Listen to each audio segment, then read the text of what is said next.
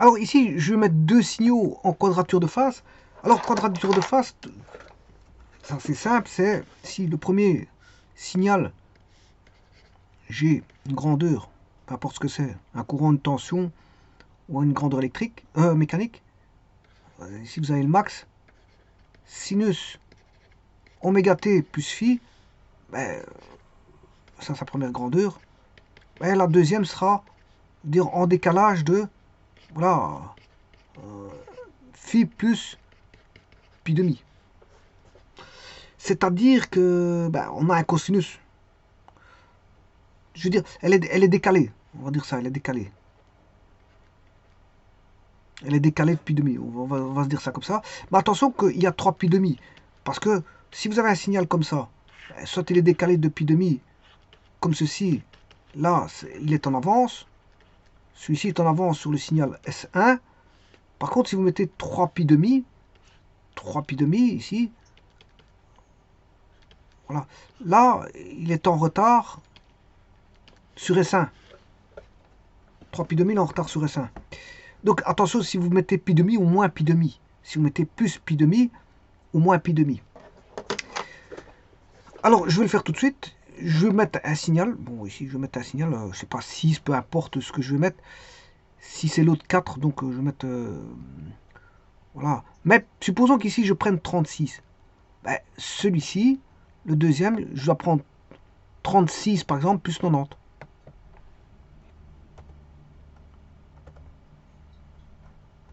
On va faire... Ce qui fait 126. Hein.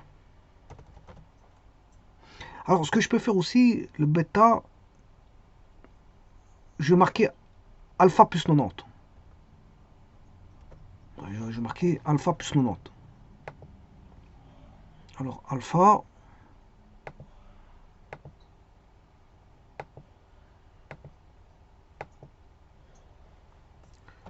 plus 90 degrés.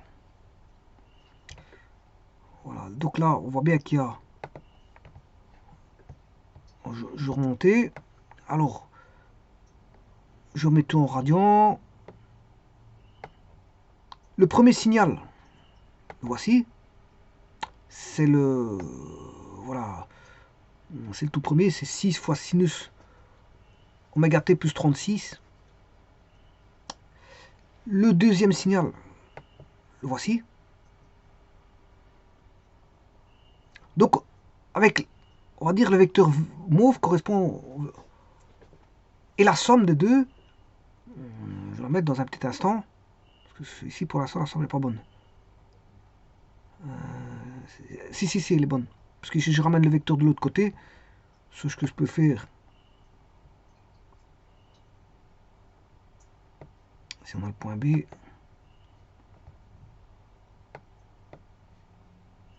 point D,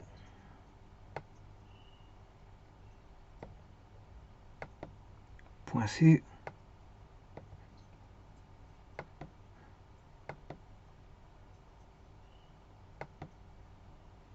voilà, c'est ce vecteur-là.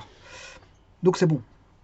Et donc, si maintenant, peu importe ce que je vais mettre, bon, ici j'ai mis 90, hein, j'aurais pu mettre...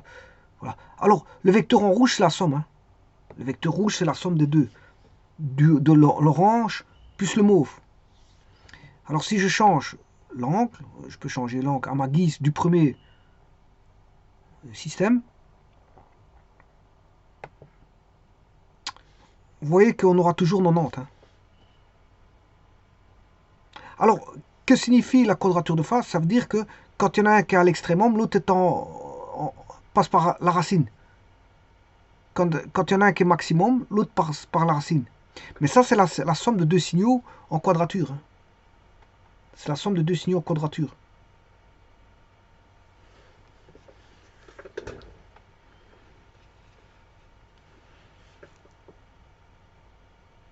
Bien sûr, ici, j'ai mis une quadrature avant. Parce que j'ai mis plus 90. Maintenant, si je veux une quadrature arrière, ben, je fais moins 90 ou plus 2 pi sur 3. Oméga t plus, sinus oméga t plus 2 pi sur 3. Donc on voit bien l'angle, le vecteur mauve et orange, ils sont toujours perpendiculaires. Alors maintenant, si je mets la même amplitude, bon, ici j'ai fait varier l'amplitude, mais je vais mettre les mêmes amplitudes. Je vais mettre 5, et l'autre je vais mettre 5.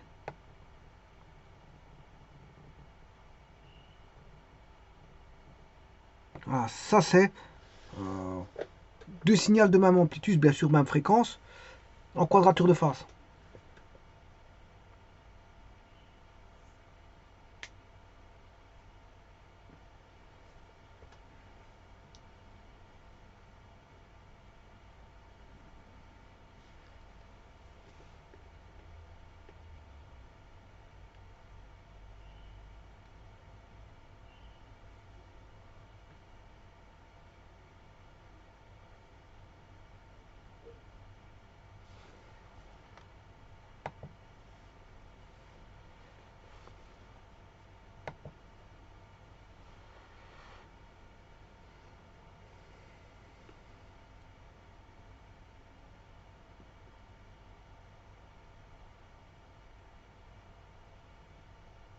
Donc le déphasage est toujours de 90.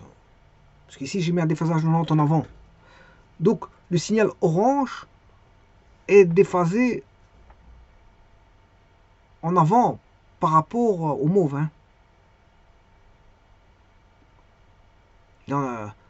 Voilà, l'orange est toujours en avance sur le mauve.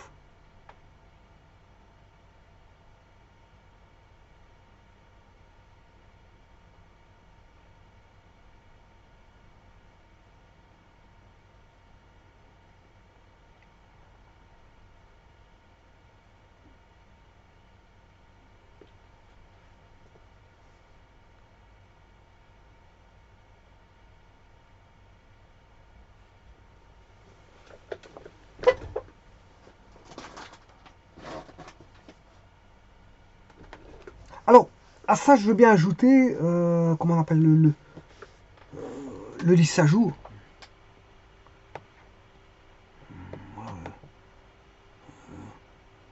Mais en lisse à jour, en quadrature, on aura une belle ellipse centrée. Je vais remettre un petit instant. Qui va s'inscrire, bien sûr, dans, voilà, dans un rectangle qui est 2A, 2B. Bon, je vais pas mettre le rectangle, mais voilà, vous allez voir un petit peu à quoi ça ressemble.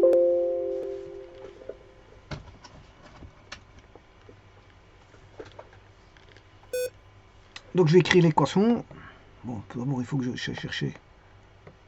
C'était les amplitudes, c'est AB.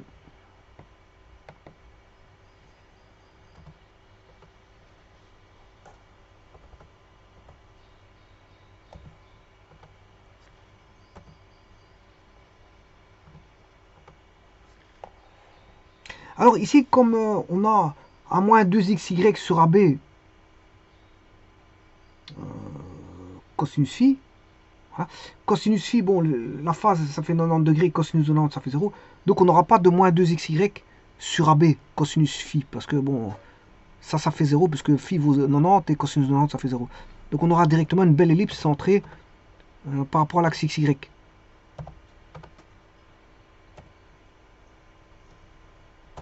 Alors, c'est égal à, comment on appelle ça,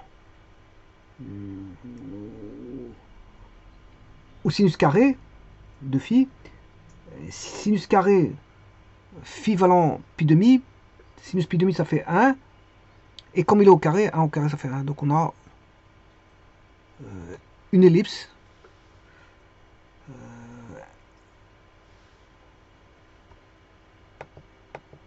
voilà, ça c'est la figure du s'ajout.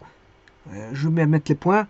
Les points, on aura A, virgule,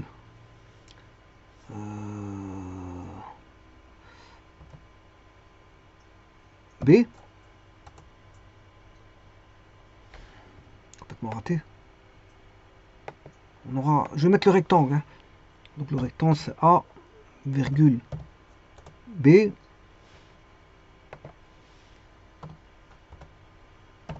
A, virgule, moins B. Moins A, virgule, B. Et moins A, virgule, moins B.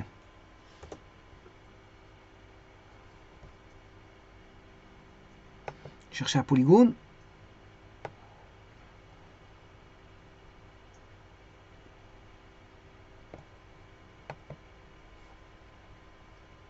H,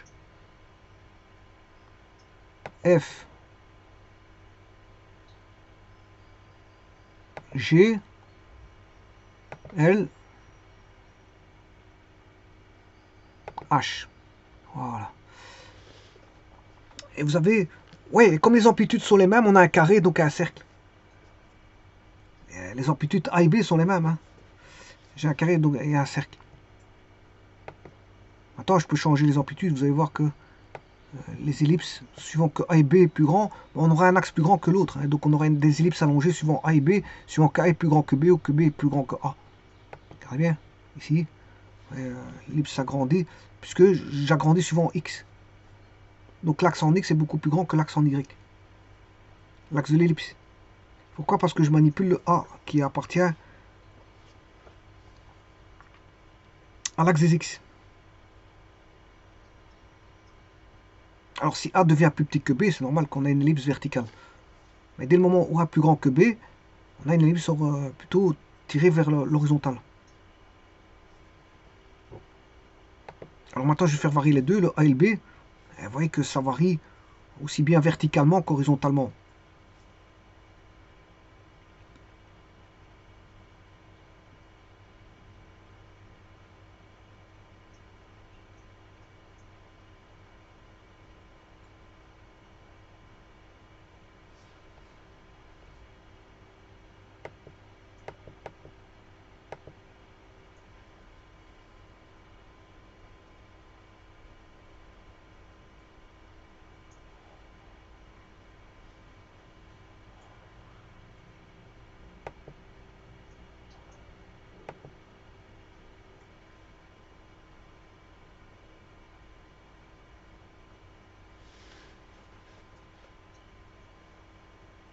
Je vous remercie.